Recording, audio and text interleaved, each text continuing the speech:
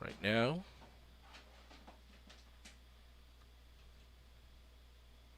And once I know it's streaming, I can close the YouTube window. Alright, so that's that. I can close YouTube right now. There we go. And then I'm heading back to the text channel to answer the question. Oh, I have not shared the screen yet. Alright, so let me do just that.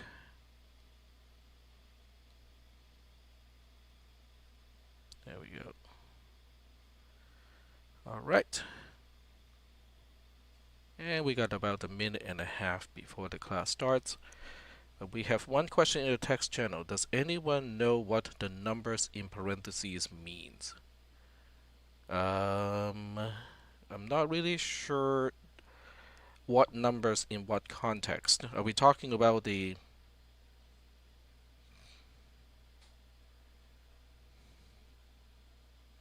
0 is false and 1 is true? That's kind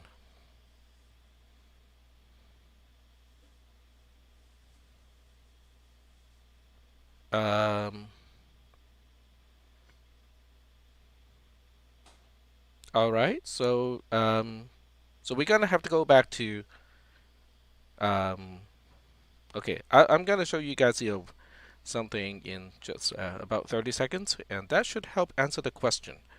But 0 is false, 1 is true, and that has always been the symbols that are used to represent false and true in this class. And these are both your Boolean expressions. So the quantified expression itself, has its own value, which is either true or false. So the question is, which is one true and the other one false, or are both true or are both false? That is the question. And from what we have learned up to this point, we should be able to answer the question. And that's the thing, because it's basically is a quick review of what we have learned already. All right, so here is the mind map for today, and I encourage you guys to take notes as well. Whether you use mind map or not, that's up to you. But taking notes is pretty much necessary to succeed in my classes, not just this one, but also in CISP440. All right, so here is a review of the concepts, and these are the two expressions that were also, I basically just took a screenshot of these two and then, pasted it into Discord. And the clue is to revisit the pseudocode that I talked about in class. Yep. So, does anyone want to give it a shot based on the C code or the pseudocode that I have used to explain the quantifiers? So that's one. And then for the homework, it is now assigned. I completely forgot about it last week. And there was one little stubborn question too. It just would not fix itself. I had to delete the question and then re-imported that question from the question bank to fix it. So it should be all fixed up now. And it is due on Wednesday. So on Wednesday, right at 4:30 p.m., it is due. What we'll talk about today are new concepts. So we're going to talk about aleph null, which is what this symbol is representing. That's aleph.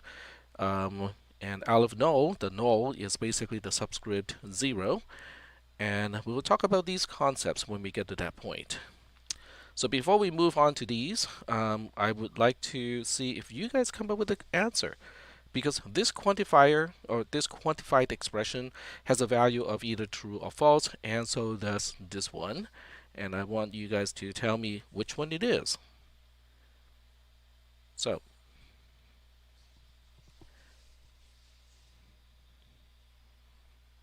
okay, the first one is indeed true.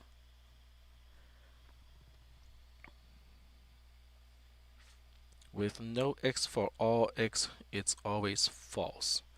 I'm not I wouldn't say it that way. I wouldn't say it that way. Basically, you have something that starts with true, and then you have to, when you find evidence otherwise, then it becomes false. That's what the pseudocode is representing. So that's the first one. What about the second one? There exists x in the empty set true. So what is the value of the quantified expression? It is false. Exactly. Okay, very good. So for those people who are kind of wondering, how we get to true for the first one and get to false for the second one, you might want to get back to the pseudocode that explains the logic of the two quantifiers. The first one is a universal quantifier, and the second one is the existential quantifier. And if people are asking, at least in their head, and go like, but where do I find the pseudocode?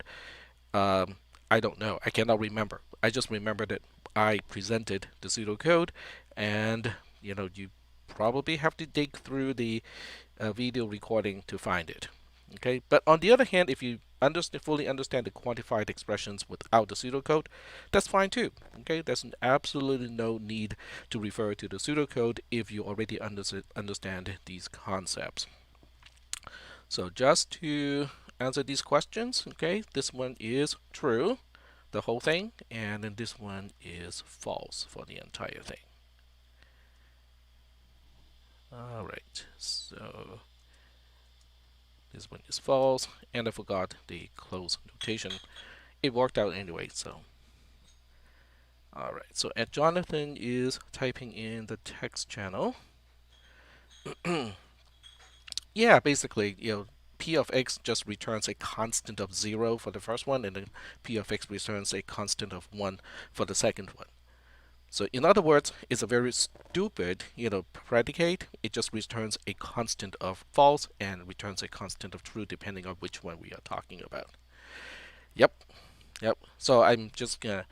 This is a good reminder, okay, of how quantifiers work, because we're gonna need quantifiers, for a lot of stuff in this class, and I think it is important to get those concepts cleared up as soon as possible. So as I said, homework is already assigned. It should be accessible to you guys, and it is due on the Wednesday. So you do have 2 days to do it. I think there are 7 questions. They're not really difficult. They just really need you to remember, what is injection, what is surjection, and what is bijection, and also on top of that, what is a function. So first of all is you have to identify what is a function, whether a set of 2 tuples is a function or not, and if that is the case, then you have to identify whether it is injective or surjective. So that's that. So what we'll be talking about today is a new concept, okay? And the time is 4:36 or so. You might want to jot down that we are starting on a new concept called Aleph Null. So if you want to spell out Aleph, it's in the notes, okay? So it's no secret here, okay? So Aleph Null is module 0293. So this is what we're going to talk about today, okay? And it's a very interesting topic. All right, so let me see if there are any more questions before we move on to the new topic. I'm not seeing anything. All right, so let's go on here. All right, so when I wrote these modules, I kind of tried my best to identify what the prerequisites are for each module. So for this one, it is important to first understand the stuff in 0290 and then 0280. I think one is for functions, and then the other one I cannot remember, probably quantifiers. I cannot remember. But anyway, it's here for a reason, okay? And the first section, or section 2, talks about the set of all natural numbers. So the set of all natural numbers looks like a funny looking and with the double bar. That's the notation that mathematicians typically use to represent the set of all natural numbers. Now, I do understand that some people, understand natural numbers start with 1, and most other people understand natural numbers start with 0. So I was brought up to understand that natural numbers start with 0, but it really doesn't matter all that much, okay, in this class. If people want to say, but I want to look at natural numbers as starting with 1, it's like, okay, it's not that big of a deal. So we define L of no to be just the cardinality of the set of natural numbers. So you might want to jot down because, as I said, if you try to find the definitions of notations during an exam, because all my exams are open book, open notes, okay? But if you try to search for these things during an exam, it's going to be difficult. Okay, it makes sense that you would keep notes and have a certain section that consolidates all of the definitions, because in this way you can take a very quick look at that particular section and understand not only to be able to glance at all the definitions at the same time, but it also makes it easier to relate the definitions. So that's what I would recommend. Once again, it's just a recommendation. You guys can choose how you want to do it. Anyway, getting back to this. So why would it deserve its own symbol? Why don't we just use bar and bar all the time? Why call it aleph no? Well, as it turns out, it is kind of special. So the first thing we want to do is to look at the set of all integers. So that includes negative and 0 and positive integers. So now we want to ask this question here. How does the cardinality of the set of all integers compare to the cardinality of the set of all natural numbers? Most people would think, I think the set of all integers has a cardinality that is about twice of the cardinality of the set of all natural numbers. That is, yeah, well, and there's also infinity is infinity. I mean, how do we compare infinity to infinity? That doesn't seem to make sense, right? And then we also want to look at this from the perspective of subsets, okay? And that really throws a wrench into this entire thing. Because when you look at the concept of subsets, we can now say, hey, the set of all natural numbers is a subset, a proper subset of the set of all integers. And that is true, okay? Because every natural number is also an integer, but not the other way around, okay? -1 is not a natural number. And yet, and also, so there are two things that are super confusing, because one is n is actually a proper subset of z, that's one, and two, they both have an infinite number of elements. So given these really tricky things, how are we going to compare or to establish that the cardinality of these two sets are indeed the same? So that is what we're going to address today, or at least at the beginning, because later on we'll do some fun stuff like space folding. All right, so I see a few things in the text channel. Infinity apparently being a concept but being used as a number in calculus courses make this more confusing. Okay, well, in this case, we are only looking at the cardinality, okay, and we're trying to compare the cardinality between two sets, and each one has an infinite number of elements. So the first question is, is it even doable, okay? So let's put that aside first, okay? So let's put this particular expression aside, and what we want to do is, okay, let's go ahead and just define a function, f, okay, and this is the way I define it. So f of x, okay, first of all, we have to be very careful of what is the domain and what is the codomain. So in this case, the domain is the set of all integers, and then the codomain is the set of all natural numbers, okay? So now we know what we are trying to map from where to where, okay? Then the next question is, how are we define f of x? Because the usual way that we define a function in this class is, oh, it is really just a set of two tuples, and it is a subset of the Cartesian product between the domain and the codomain. But this time, okay, this time we're going to do something more mathematical. In other words, we're going to use mathematical expressions to relate, how an element of the domain maps to an element in the codomain. So given that x is an integer, because otherwise it doesn't make sense, because we know that the domain is the set of all integers, so we know x has to be an integer. So we define this particular expression to be the body of the function. So at this point, okay, I am hoping that everybody is comfortable with the ternary operator with a question mark and a colon. Excellent. Okay, we got one confirmation, but for people who do not, understand the ternary operator, you can tell me too, so I can explain it. All right, so I'm going to give you a very quick introduction. I mean, you can search for it, right? So you can just search in Google and just look for ternary operator C++, something along that line. And you want to go to this particular article. So here we go. I mean, just one Google search and we have it, right? So okay, let me zoom in here. So a ternary operator or ternary expression has three components. Expression 1 is a condition. If expression 1 is true, then expression 2 is evaluated and the result of expression 2 becomes the result of the entire ternary operation. On the other hand, if expression 1 is false, then we evaluate expression 3 and then the result of expression 3 becomes the result of the entire ternary expression. That is how a ternary operator works. It's basically just an if then else condensed into a single expression. All right. All right, cool. Very good. And some people would say, but Tech, surely you can avoid the use of ternary operators and just use if then else.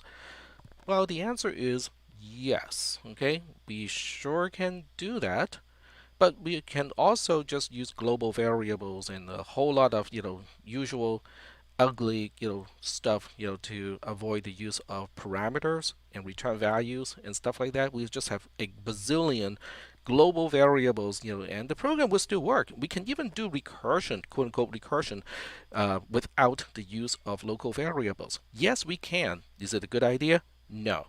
So the ternary operator or the ternary expression is actually quite useful because if then else are statements.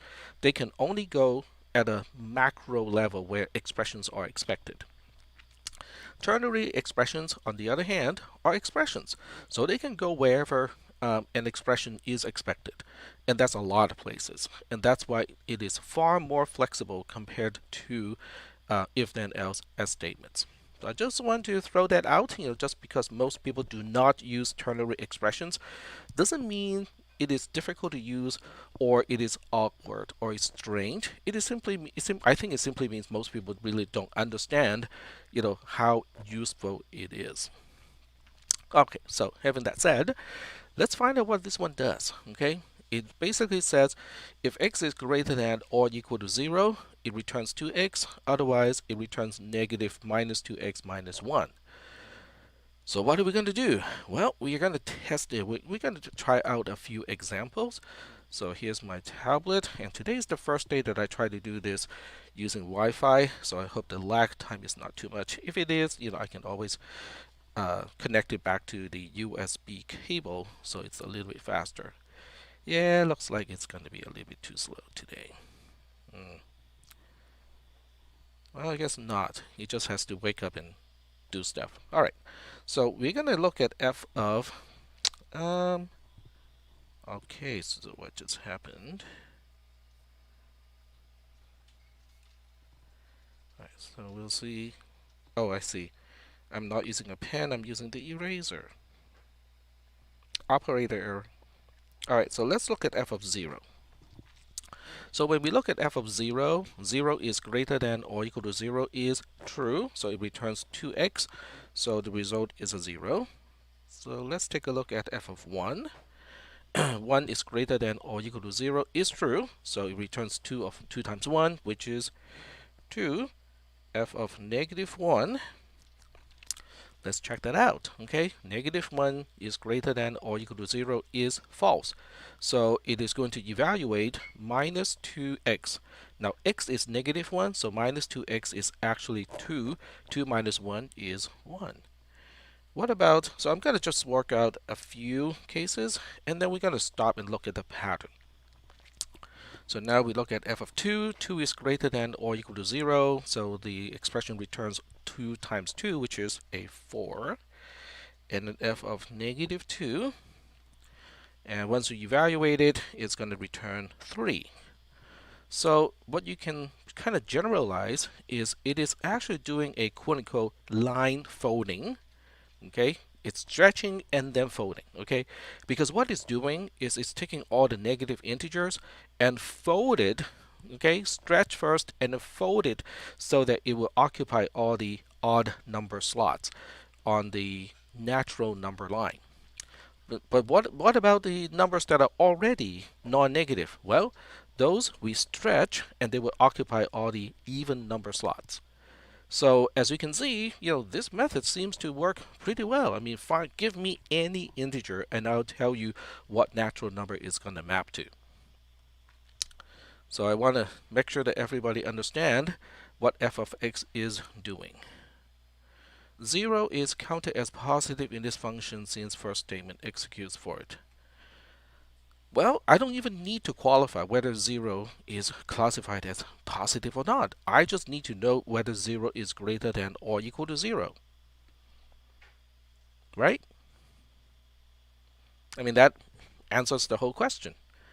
So for 0, 0 is greater than or equal to 0 is true. So the function returns 2 times 0, which is also 0. Yep. And that's why in this class and also in some other classes, especially classes that I teach, it is important to go, it's important to utilize the definition, because the definition doesn't say anything about positive, negative. It doesn't use those words. All it does is to say, is it greater than or equal to 0? If it is, go this way. If it's not, go the other way. So it's important to kind of stay with the mathematical definitions as much as possible. Okay, so even though we would like to think in terms of concepts that are verbal, but mathematics and programming are really not verbal kind of things. Okay, they really are not. I mean, as much as we want to, think in that way, it's not. They're much more abstract than that. So anyway, so now we can see how we are actually doing the folding, because we are basically taking a number line that stretches out in both directions, and then we're stretching one side and then stretching the other side, and then we fold it along right at the 0. The 0 is basically the pivot point, and then we just put fold it, and now we have now we have just the natural number line, which has a termination at 0 and it grows infinitely on the other side. All right, so now the next question is this function bijective?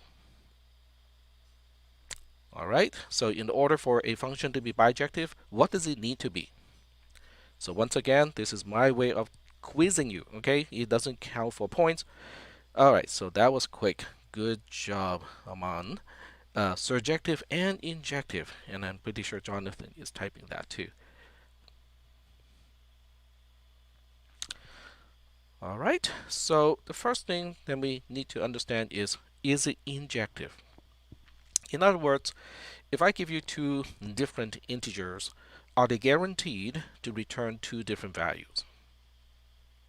And if so, how do you prove it? How do you prove that for any two different integers x, f of x will return different values?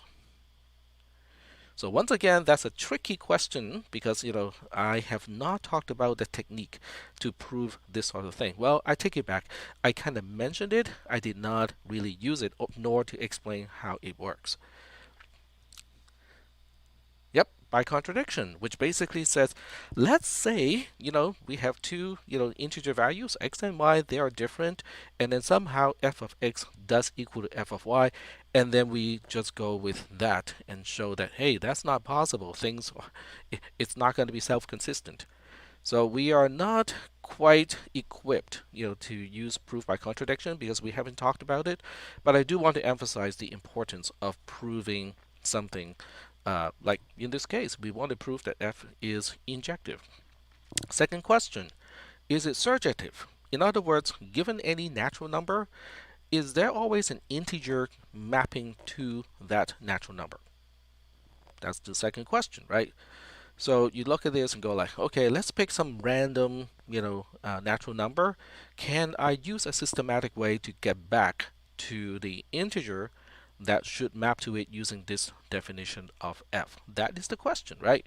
So the intuitive answer is, yeah, we should be able to do it. So how do we do it? Well, first of all, if we are given a natural number and we want to get back to um, the integer, the first thing we need to do is to find out whether the natural number is even or odd. If it is even, then we know it mapped from a non-negative integer, and if it is odd, then we know it is mapped from a negative integer. All right, so I think I got the alarm because it is time to take roll. I'm just looking at my clock here. It's a little bit early, but I'm gonna do it. I'll give you guys, basically what it does is it boils down to giving you more time to actually enter the text for row taking. So nothing to lose on your side in this case. So I'll give you the answer first and then I'll open it. Alright, so the question is the usual, what word am I using? And in this case, it's not really a word. It is SDF1 or lowercase. I'm going to paste it into the text channel. There we go. All right. And I know some of you are asking, so what is it? What is SDF1? Well, most of you, well, actually your parents may know, but you are way too young to know this. SDF1 stands for Super Dimension Fortress 1, which is the name of the spaceship in Macross, which otherwise is known as Robotech in Northern America. So there we go, Super Dimension Fortress 1. Yeah, Robotech is cool, but you have to watch Macross in Japanese with subtitle because the voiceover of Robotech is, I'm just going to say, not as good as the original. The original is cool, including all the songs from Ming Mei. Gundam is better than Robotech? Well, it's kind of arguable. Sub is better than dub. Yep. I have the original Macross soundtrack. It's a must-have. Ultraman. Yeah, they tried to redo Ultraman. It's just not as good as the old one, where there's no CGI. Everything is based on models and rubber suit, people in rubber suits, and so on. Yeah.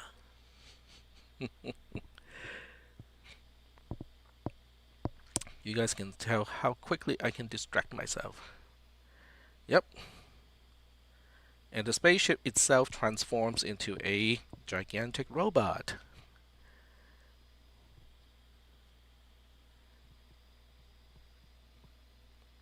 I used to have those models, with the F-14. Well,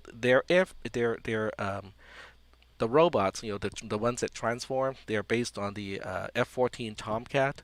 So I used to have those models, and some of my buddies are super crazy with those things. So they would use a soldering iron to saw off certain sections, to pretend that they're actually being cut off by the Zenrate enemies.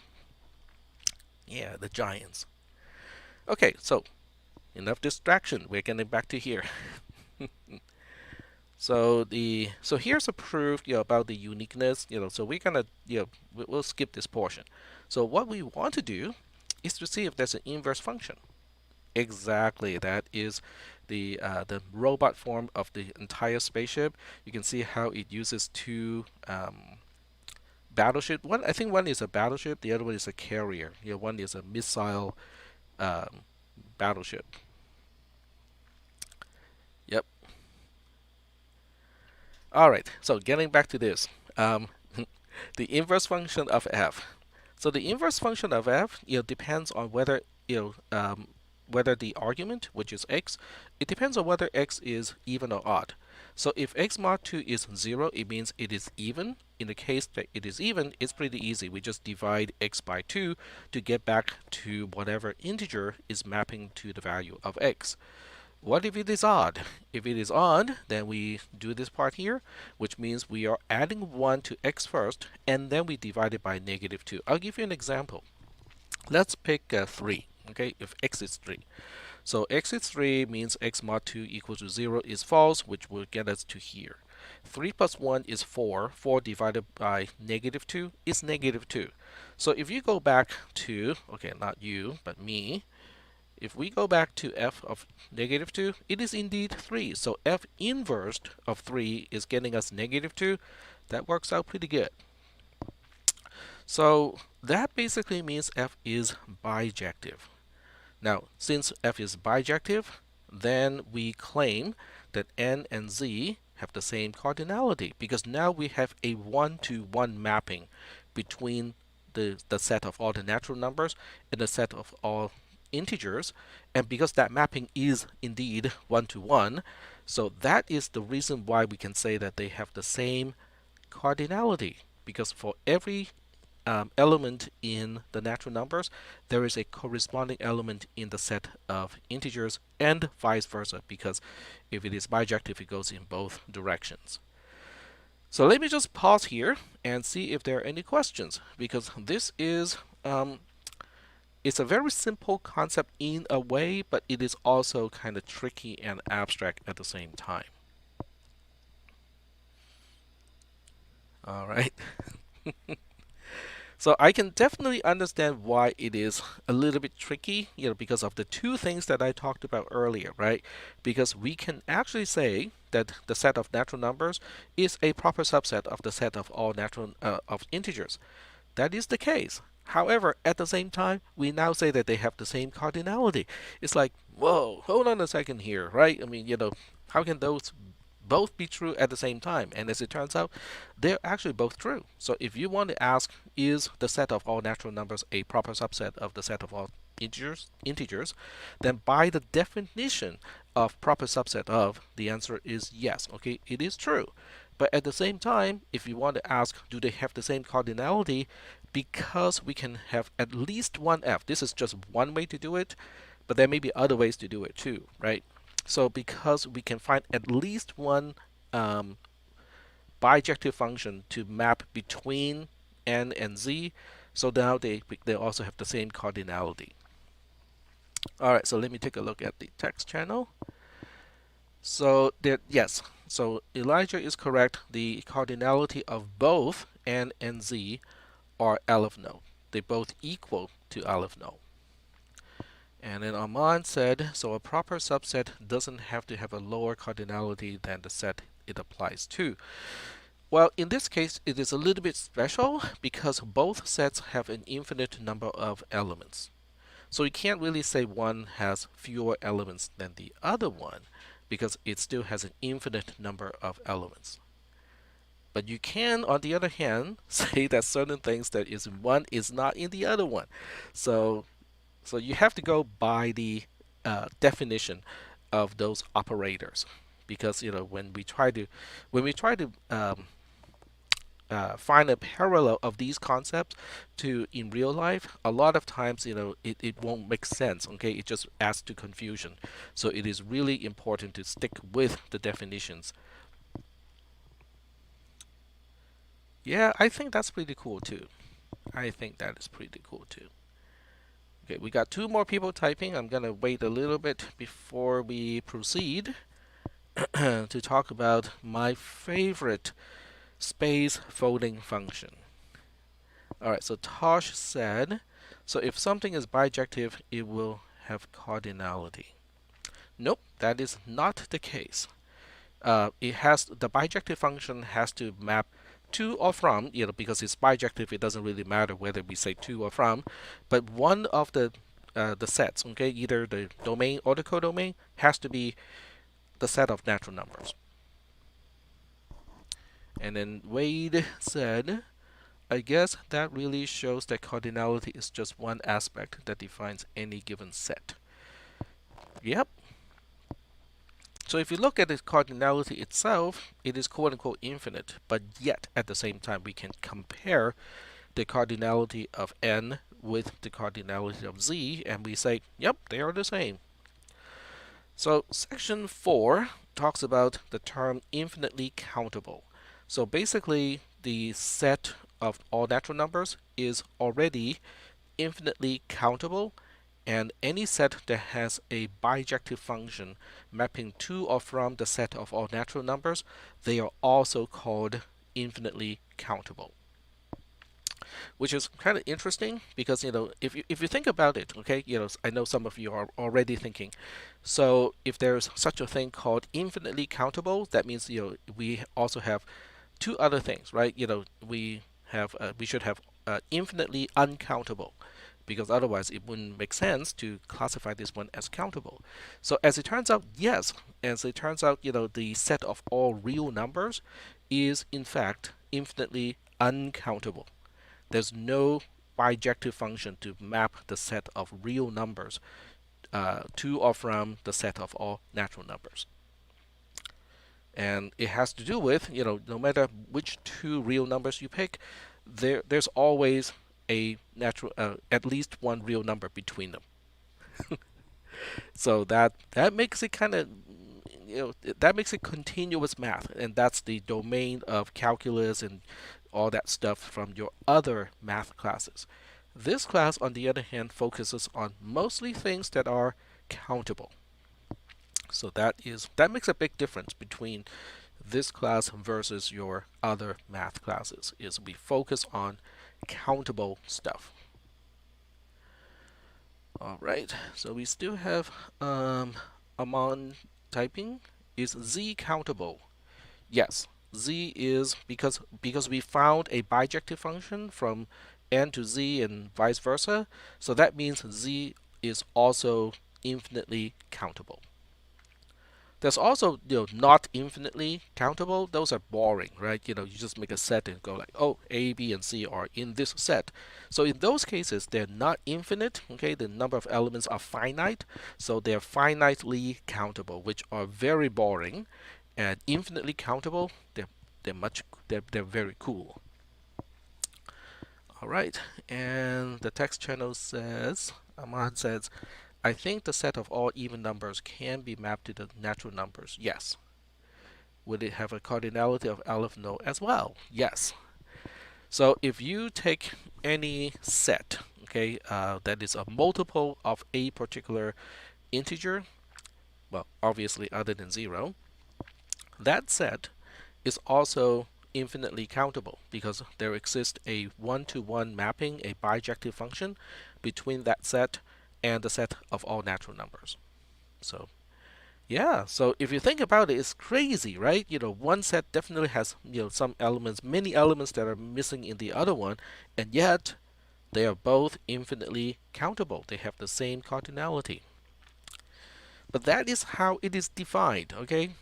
It is how it is defined, and we have to go with the definition. All right, Jonathan is typing, but I'm going to scroll up until we get to this part here, and this is something that is best illustrated using my remarkable notepad, and I think I'm going to switch to graph paper because it really does show a lot better with graph paper.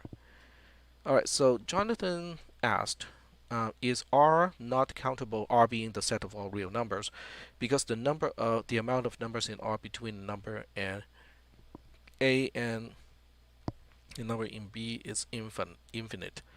Yeah, well, that's kind of the essence of it, but the bottom line is, that you cannot find a um, bijective function from R to or from N, and that's the bottom line. I suppose, that proof, is probably done by contradiction. In other words, it goes like, let's assume, such a function does exist, and then we'll find that, hey, that's just going to be awkward. It will lead to situations where, things really do not work out. And Adam asked or commented, well, the number of numbers between 0 and 1 is greater than Aleph no already. Well, yeah, in terms of real numbers, I think the assumption is we are talking about real numbers.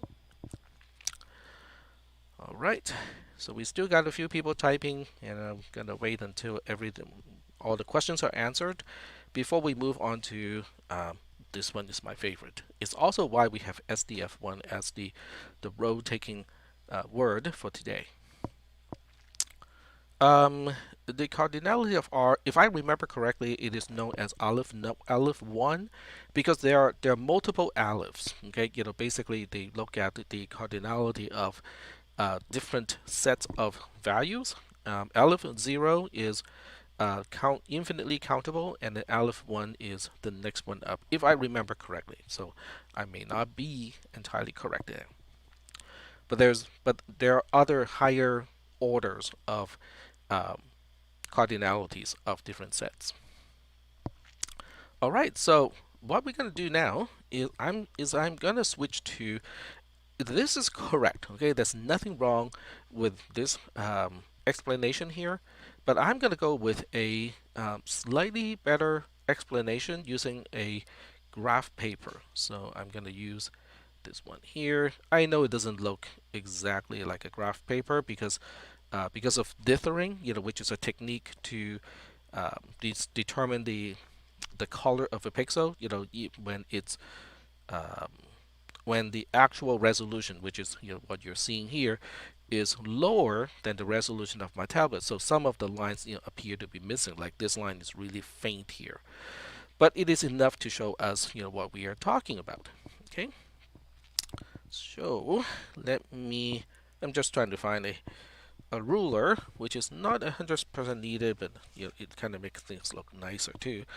So I'll give it a try here. So let's think about a two-dimensional space, like so. Okay. So we're looking at a two-dimensional space, and this is our usual, x, and this is our usual y. And we can name each of these pixels, each one of these squares, using the x, which is the column number, and also the y, which is the row number. So we're going to say 0, 1, 2, all the way up, 0, 1, 2, all the way to the right hand side. So I'm hoping this portion does not surprise anyone, because this is how we deal with a coordinate system with pixels on screen. So so here is 0, 0, this is 1, 0, this is 2, 0, this is 3, 0, and so on. This is 0, 1, this is 0, 2, 0, 3. So I'm using the two-dimensional coordinate system to label each square or each pixel on this particular example. So this is 1, 1, this is 1, 2, this is 2, 1, and so on. So are we doing okay so far with the picture at this point? All right, excellent. All right, so now the question is, can I map something like this to the set of all natural numbers? Okay, so the x-axis is actually, the set of all natural numbers. And then the y-axis is also the set of all natural numbers, right? So that means this space that we are spanning is the Cartesian product of natural numbers with itself. Okay, so let me start a new page here, and then we are now starting to ask this question. Can we find a function that can map as its domain is the Cartesian product of natural numbers with itself, and we want this to map to the set of all natural numbers, and we want it to be bijective. This is our question.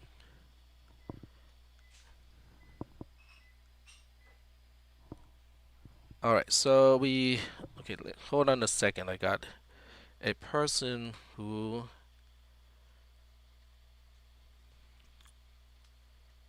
okay, just give me a second here to respond to a person first.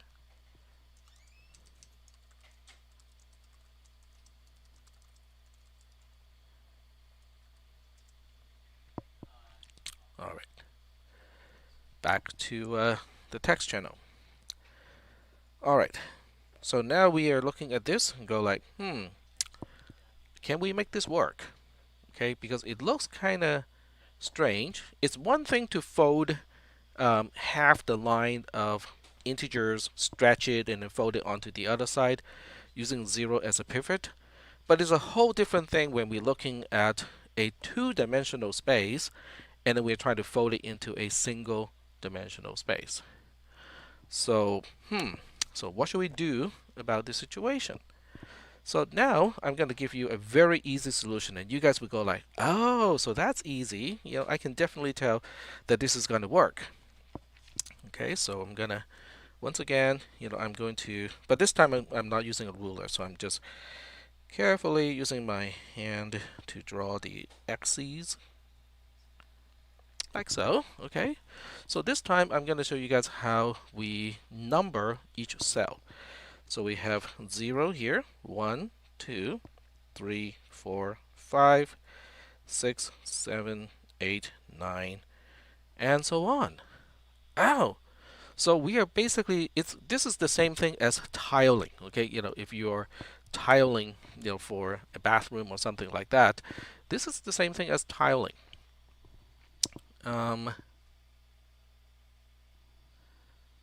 right, so let me take a look. I'm adding someone back to this class. All right.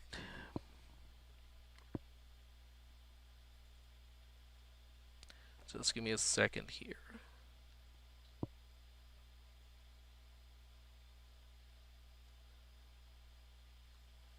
All right. So that issue should be addressed. All right.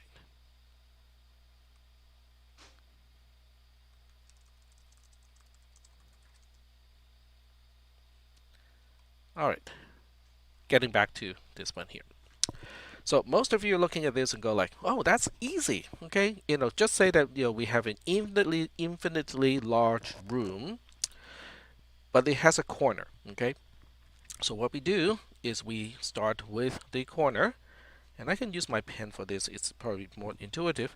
So we start with the corner and we lay down one tile, and then we put another tile next to it, another tile next to it, and then we use the tiles that are already here, and then we just put another tile here, another tile here, another tile here. And this way of tiling is kind of cool because it kind of makes sure things won't be crooked. And that's what we're going to do. Okay, so even if the room is infinitely large, as long as it has one corner and we have an infinite number of tiles, we know how to lay out those tiles. And magically, those tiles just turn out to have, they're just sequentially numbered. Okay, the first one is numbered 0, and then 1, and then 2, and then 3, and so on. So you guys look at this and go like, oh, so that's pretty easy. I mean, I can totally understand this concept because once I use the graphical way to explain this, it's easy. So most textbooks would stop here, okay? But I'm not going to stop here. So what I'm doing is I'm going to say, If I give you a particular coordinate, do we know what natural number is corresponding to that coordinate? Okay, so I'm going to give you an example. So I'm going to go back to Sarah. If we are past the time for, oh, actually it is not. SDF1, you got another 50 seconds to do it, which is not a good idea to miss that. Okay, so it is super important to be attending the entire time because today I decided to give you guys more time. I think 10 minutes more than usual for taking roll. So that's why, there's still enough time to do it. It's a, I mean, you guys got 10 minutes to do it. Even if you have a, one word per minute, it's still enough time to do this one. No, one character per minute, not one word per minute. Okay, so anyway, so I want to give you an idea. Okay, so I want to find out, okay, what is this particular cell? Well, we know the two-dimensional. Okay, let's pick something that's not as uniform. Let's pick this one over here. So this one is okay. Let me pick out this one here. Okay, so I have to draw the line so I don't forget which cell we are talking about. And we're going to count 0, 1, 2, 3, 4, 5, 6, 7, 8, 9, 10, 11, 12. So the x-axis is 12, and then the y-axis is 0, 1, 2, 3, 4, 5, 6, 7. Okay, so as a two-dimensional coordinate, this particular cell is known as 12, 7. So now the next question is, what about on the next page? What number is corresponding to this particular cell? You guys go like, oh heck, that's easy. Just fill up, all the diagonal lines. Keep going like this, and so on until we get to that particular cell. That doesn't seem very efficient, right? I mean, if I give you the coordinate of 2017, comma 6011, okay, are you really going to fill up, all the cells in between to get to that number? If I give you like one question like that in one of the exams, you're going to take up the entire 80 minutes just to fill up the cells and may not even be able to get to that particular value. So that's not how we want to do things, right? We want to find a closed equation for something like this, right? So now the question is, how do we go about doing it? Okay, so the notes is not really just giving you the solution. It is actually giving you the rationale behind the solution, which I think is actually important. Okay, because I was trying to document the way that I think, the way that I solve this particular problem. To solve this problem, you don't need an advanced degree in math. Everything that you have done already, including Math 370 or Math 372, that already equipped you to solve this problem. The question is, how do you connect the pieces together? Okay, that really is the important part. So what we want to do, okay, is assuming you have read the notes already, you already know the answer, right? So, but what I want to do is really to work this one out, step by step. Okay, so we start with a 0 here, okay, and then we have 1, 2, and we have 3, 4, 5, and then we have 6, 6, 7, 8, 9. So as we grow the diagonal lines, this way, to the northeast direction, each diagonal line has one more cell than the one, quote unquote, to its left hand side. Does everybody understand what I mean by that? Every diagonal line has one cell more than the diagonal line to its quote unquote left hand side. It's kind of left, lower left side, because it's pointing in a angled way. So is that okay? Does everybody understand what I mean by that? Okay. Okay, Elijah is typing, so I want to make sure that Yeah, so what about the next diagonal line? Okay, the next diagonal line has 1, 2, 3, 4, 5, right?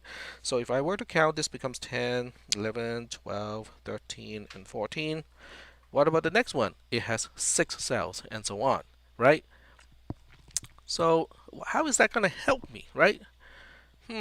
Well, the way it's going to help is if I know which diagonal line a particular pixel falls onto, I can at least, try to get to the number or the value on the base of that diagonal line. Okay, so let's take the example of what we were working with, which is 12, 7. Okay, so we're gonna label 12, 7. Okay, 0, 1, 2, 3, 4, 5, 6, 7, 8, 9, 10, 11, 12. Okay, and then 0, 1, 2, 3, 4, 5, 6, 7. So we look at this one and go like, all right, so which diagonal line is this falling onto? So now here's the next question is given the two-dimensional coordinate of a particular pixel, by the way, pixel is the combination of picture element. Okay, so it's a combination of the two words, picture element. So if we want to know which diagonal line this particular cell is falling into, um, how do we know that? I mean, we can definitely go like, okay, we can just kind of follow these cells, and then, this is the base of that particular diagonal line.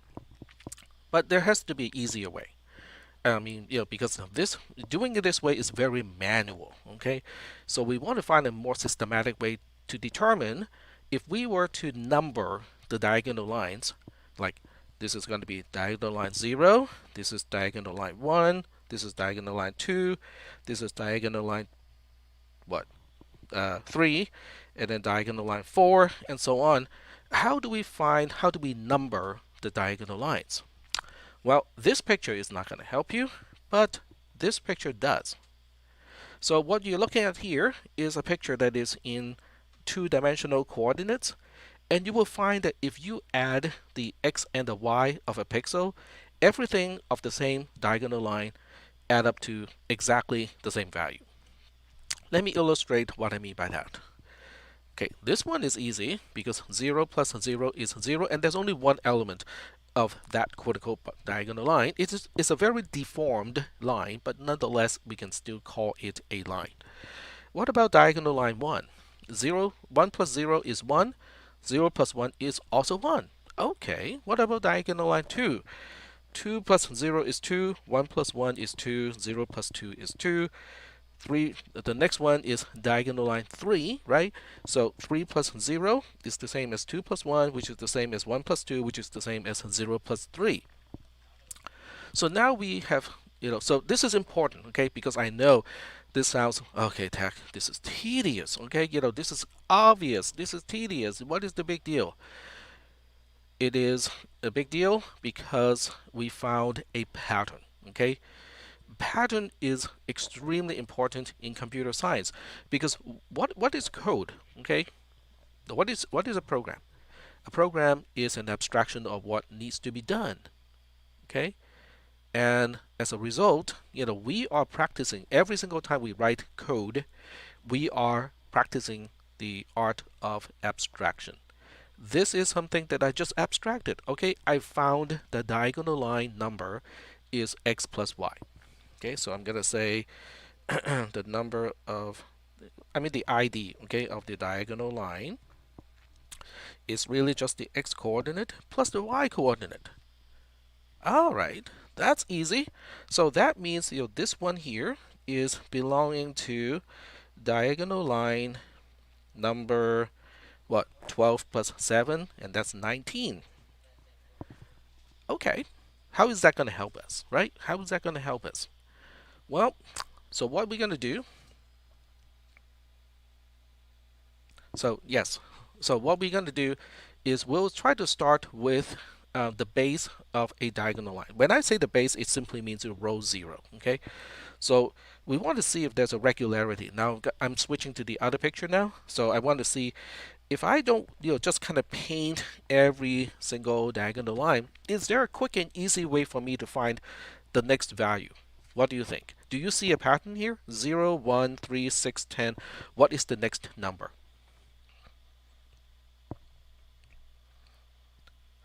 There are two ways to look at this. One way is simply to look at 0, 1, 3, 6, 10 as a series of number and then use what you notice about the regularity of that series of numbers. And the second one is to utilize the contextual information, which is already kind of spelled out, right? Because this is 14. So what do you think is this one here?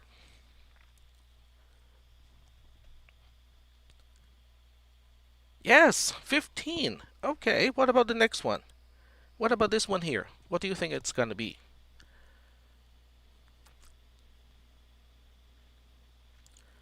Yeah, 21. And then the next one is going to be 21 plus 7, which is a 28, which is, and then plus 9, and that will make it a, what, 37? Yeah. So there seems to be a regularity here. So if I want to work out, the value corresponding to this particular cell, I can do it this way, which is, basically saying the next one is plus.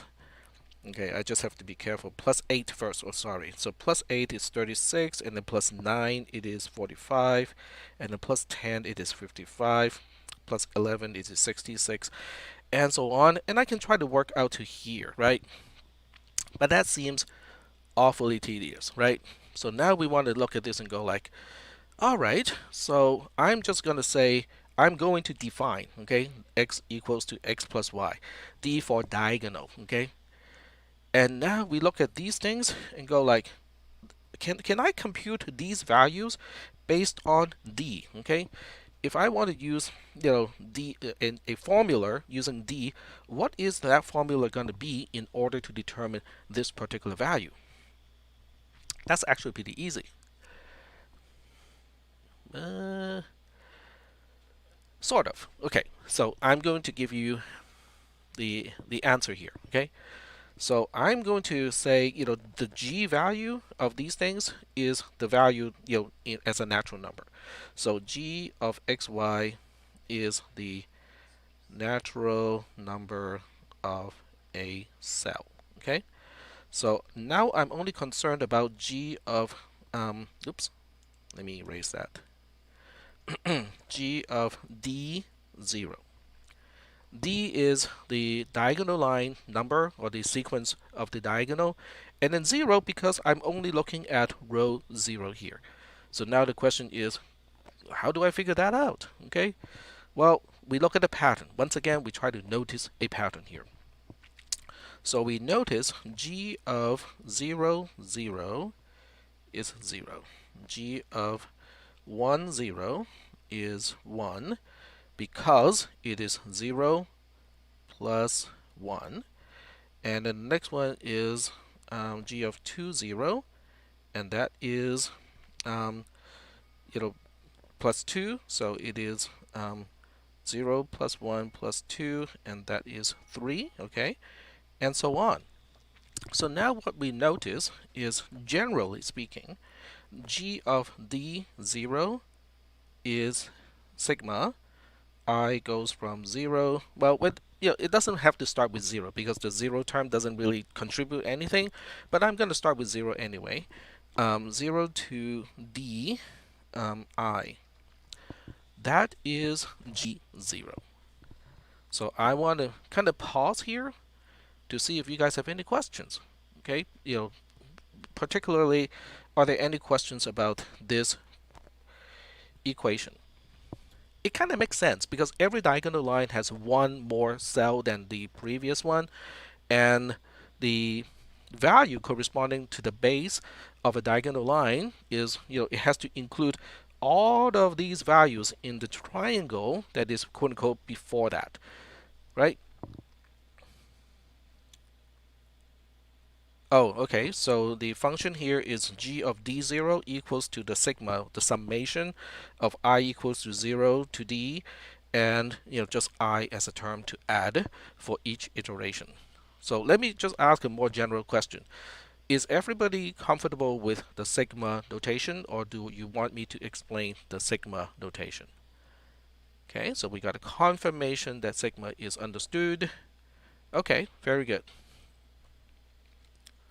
Because I am quite prepared to talk about what a sigma notation is. Okay, very good.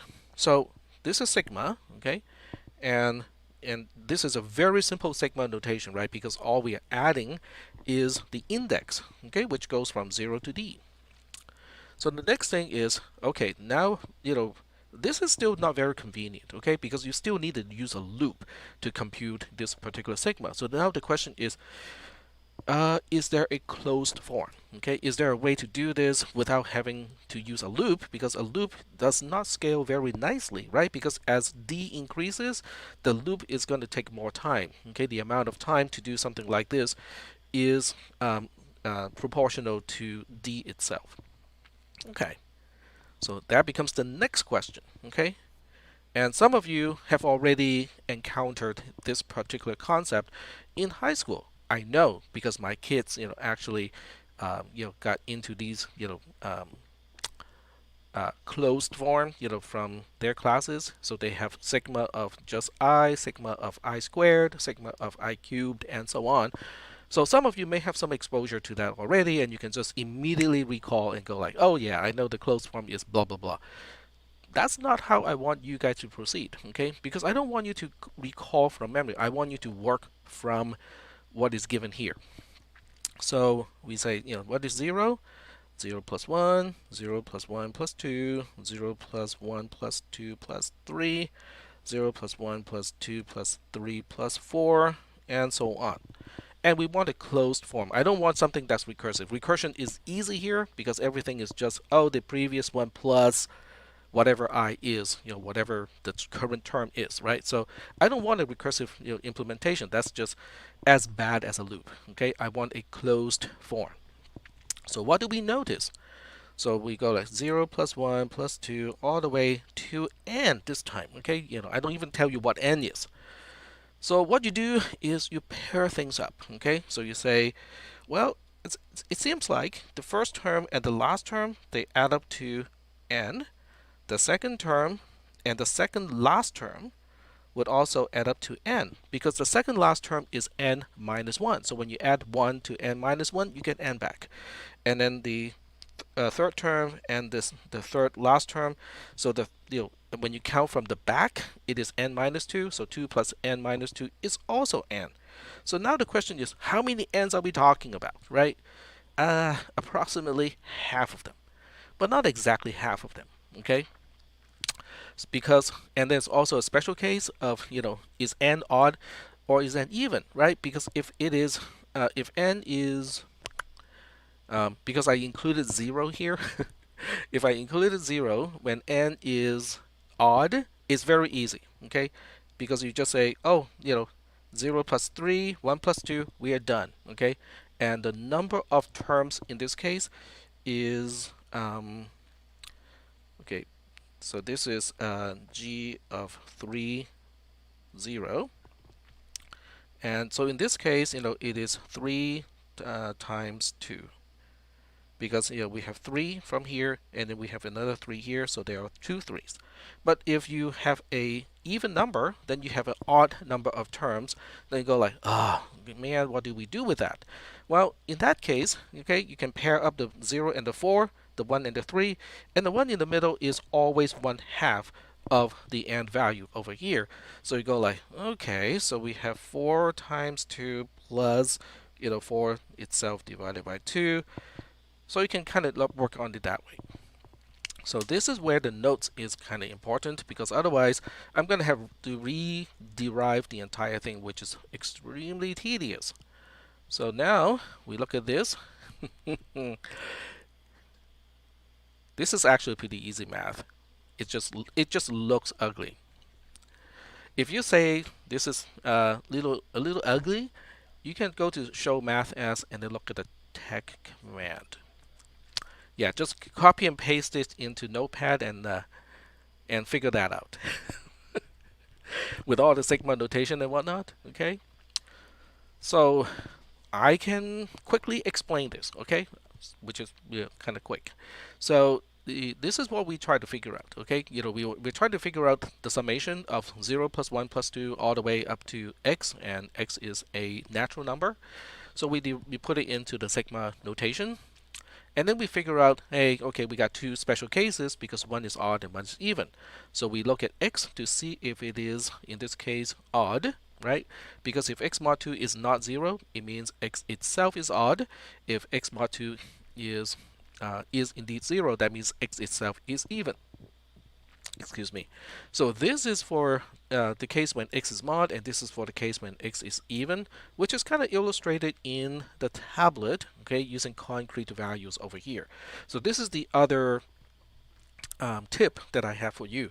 So when something looks kind of difficult to understand, because when using the variables and whatnot, just try to substitute small values. Okay, so you just say, okay, what if x is 3? What if x is 4? Okay, that will make it easier to understand.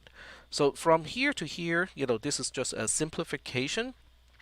And in this case, the simplification works because I am changing the indexing of the second sigma so that the two sigma will have the same start and the same endpoint. And in that case, I can just take whatever term is the result of the changing of the sigma, and then I can just integrate the term. As it turns out, one is I and the other one is x minus I. When you add those two, you just get x back. So that's the easy one.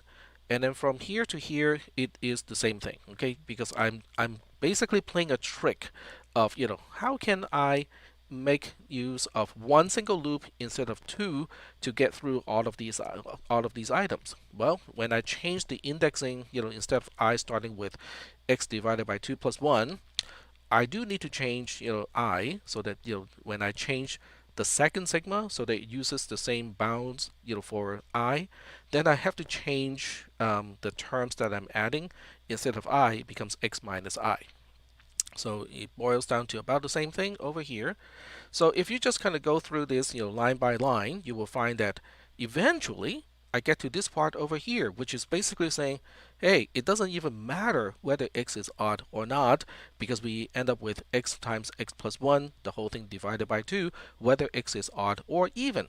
So in that case, I just say, okay, forget it. This condition was not needed, and we just have x times x plus 2 divided by 2. All right, so I know some of you already know this. Okay, you already know, this particular sigma, it has a closed form of x times x plus 1, the whole thing divided by 2. I understand that.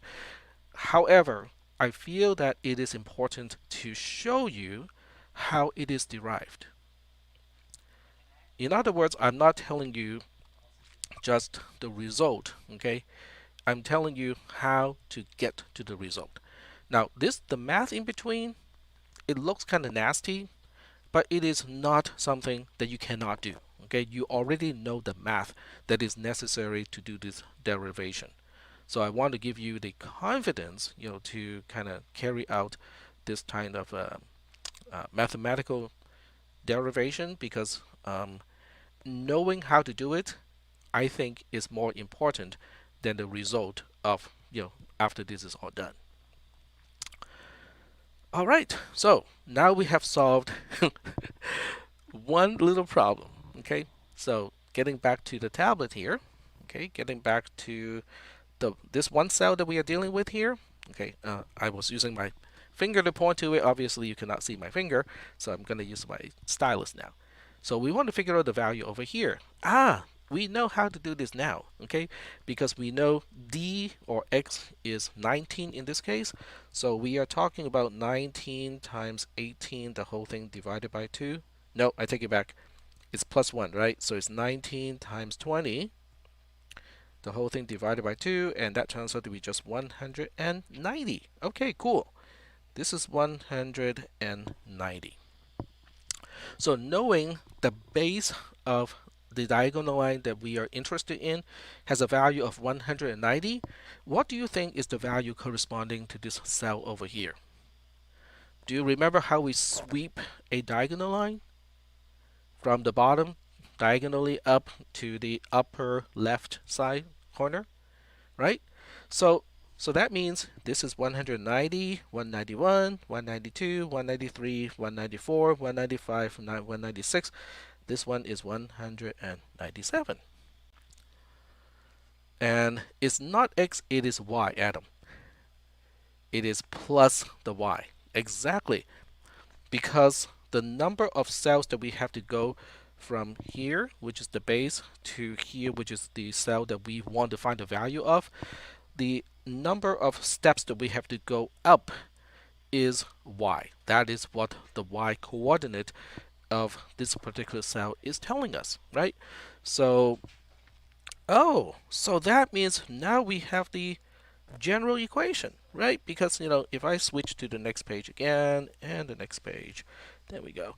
So now if we want to find the natural number corresponding to a particular cell, g of x, y, that turns out to be just x plus y, which is d, times x plus y plus 1, which is d plus 1, the whole thing divided by 2 plus y. Now we have a closed form. And in fact, this is a pretty quick operation because it just involves natural numbers. So we have addition, we do have integer multiplication, which is pretty fast on most processors. And then divide by 2 is super easy because that's just a right shift operation. And then we have one addition at the very end to add y to the whole thing. So that's pretty easy to do. Cool. Are we good with this equation now? I mean, the notes actually go through, explains everything, okay, of how we derive this closed form. I'm waiting. Why do you need to add y to the equation? Because without a y, it is only giving you the value at the base of the diagonal line. And knowing that xy, knowing the value of the diagonal line of this specific xy, we have to move in the northwest direction up that diagonal line and increment by 1 for each cell until we get to the cell that we are interested in. I'm not adding it twice.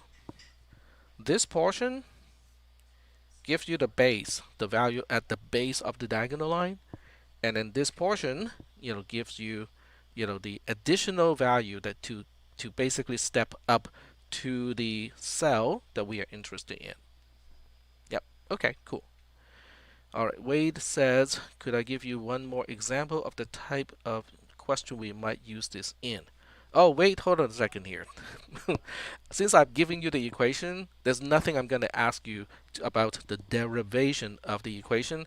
And then the application of the equation itself is also super duper easy, so I'm not going to ask about that either.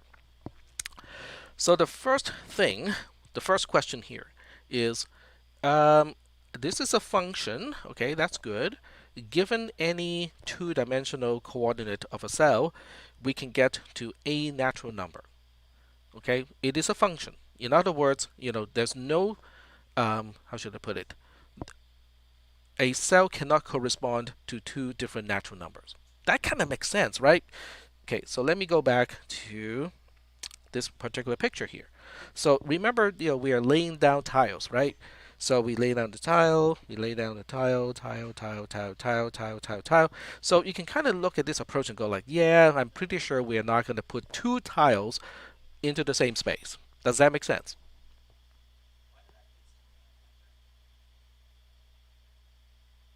Okay, very good. So that means this is a function. Okay, we don't know yet. Okay, whether it's injection or surjective or not, but we know it is a function because every cell identified by its xy coordinate has it maps to one and only one natural number. In other words, there won't be a cell without a number, and there won't be a cell with two numbers or more. Okay, each cell only has one and only one number. That makes it a function. So now the next question is it injective? In other words, can we have two cells ending up with the same value? Well, if you just look at this approach intuitively, you cannot, right? You cannot have two different cells ending up with the same value because as we lay down a new tile, the new tile always has a number that is one higher than the last tile that we used. Okay, so it is injective. The next question now is it surjective? Can I find a particular natural number, let's say 30,613, and it doesn't have a cell corresponding to it? It's a natural number, but there's no such cell corresponding to it. That doesn't make sense either, right? Because if I keep using this approach and keep sweeping the diagonal lines, and every single time I sweep from one cell to another cell, I increment the value, right? So that means eventually, it might take a long time, but eventually I will get to this number. That makes it surjective, okay? It basically means you can give me any natural number. I know there is a cell in the two-dimensional space corresponding to that natural number. Does that make sense? I'm not proving anything. I'm just using the intuitive approach to claim that the function that we are describing here is both injective and surjective. In short, it is bijective. Oh, we know something about bijection, right? Several things, indeed. So the first thing is, if f is bijective, the first thing we say is we now know the cardinality of n, Cartesian product with n itself, is the same as the cardinality of n itself, which is aleph no. I'm just going to say aleph no. Okay, first thing, okay, which is kind of cool because now we are saying, hey, they have the same cardinality. Kind of cool. But now the next question, which I will not answer in the next 2 minutes because it's not enough time. The next question is, okay, let me switch back to G, is what about G inverse of a natural number of n, and I want to reverse it back to the xy coordinate. How does this work out? Okay, in other words, I give you a number, 30,613. How can you find out which cell in terms of the xy coordinate is corresponding to that specific natural number?